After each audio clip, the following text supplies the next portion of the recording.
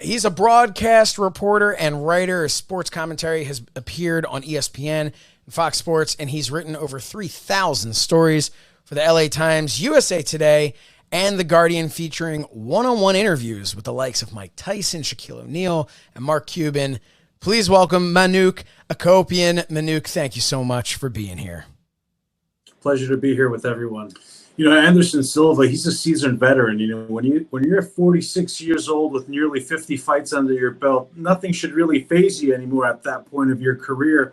And Silva's a fighter who's had an entire country behind him as well, too, with Brazil. So he's now going to be on the other side of the equation here. But at that age and at this juncture of his career, I don't think he's going to be rattled in any way. He started his career at the UFC 16-0. Selling out pay-per-views under the bright lights in Las Vegas. He's probably been in a lot more bigger events than Julio Cesar Chavez, arguably.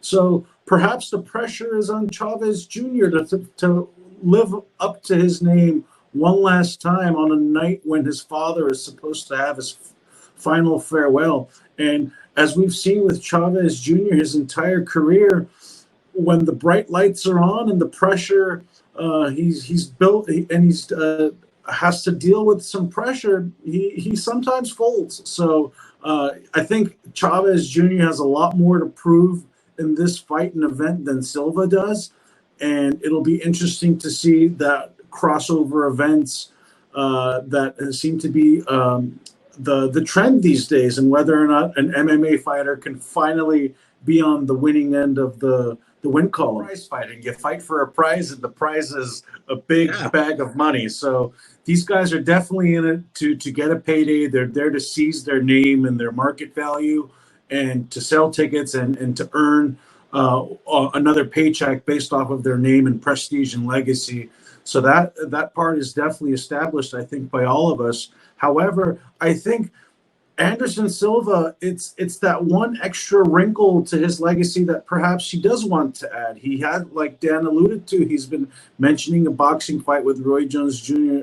throughout much of the prime of his career. Yeah, he's 1 foot out of the door right now as far as high-level combat goes. However, to be the MMA fighter that beats the professional boxer, I think that's something that is still missing from MMA, because every time an MMA fighter steps into the squared circle, they get outclassed.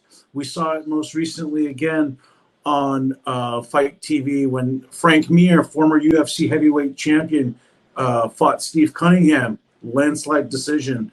And that's why the boxers don't want to get into the cage, because as James Toney proved years ago, it's no competition and no class. And most likely when an MMA fighter comes into the boxing ring, they most likely are going to get outclassed. So the water cooler talks continue, and it'll be another episode with Silva and Chavez. He is a hard 35. He's put his body through a lot of abuse, and he could be a tough couple rounds from folding, like in any other fight. That's the thing with Julio. You don't know what you're going to get. First things first, I think Julio Cesar Chavez Jr. should be the last person to be talking about discipline. Let's just put that out there in the open. But as far as someone who is going to outlast Julio Cesar Chavez, it could be argued that he's an inactive fighter in the ring. He doesn't turn it up when he needs to. He doesn't put the pressure on the fighters the way he needs to finish them. And I could very easily see the Spider outworking him. He's a very tall and lanky fighter. He can be very herky-jerky in his stand-up game as we've seen in the UFC. I mean, we might see a reinvention of Emmanuel Augustus in the ring, and Julio Cesar Chavez could be completely dumbfounded by what he's seeing in front of him and something he's never experienced. I mean, the end of Anderson Silva came when he got cute and got fancy and Weidman finished him, and his demise started from there. But I think Silva's going to want to have some fun too and give fans a flavor of the fighter he was in the UFC.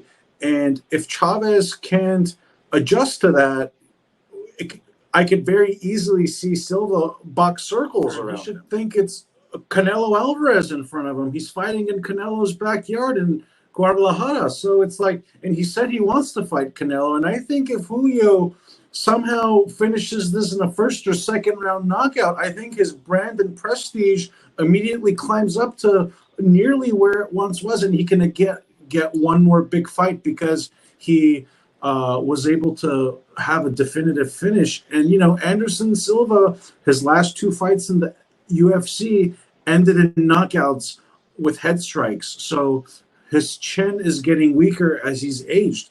He's 1-7 in his last UFC fights, but the last 2, they ended in knockouts when the previous ones were by decision. So if Julio tests Anderson's chin, it might be a quick night, and he might be able to catapult his name and star a little bit further and get another big boxing fight. Anyone who beats Julio is going to get catapulted to an opportunity. And unfortunately, he hasn't used his name to his benefit. Yeah, he got a very handsome payday fighting Daniel Jacobs. And quite frankly, no one expected Julio to make that kind of money at that stage of his career. But he was, the one fascinating thing about Julio is the amounts of reinvention that he's had in his life.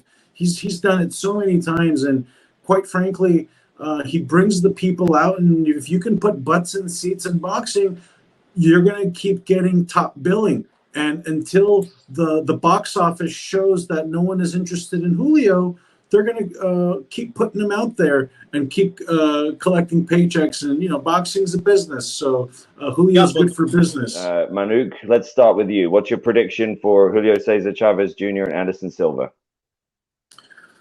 I'll tell you what, I've been disappointed by Julio so many times throughout my career, and I think I'm going to pick against him this time. I think Anderson is going to be a more active fighter, a more accurate fighter. He's going to frustrate him. He's going to give him angles Julio has never seen, and I don't think it'll go to the lengths of a quick job, but I think it'll go to the lengths of a unanimous decision, and I'm picking Anderson to win by unanimous decision.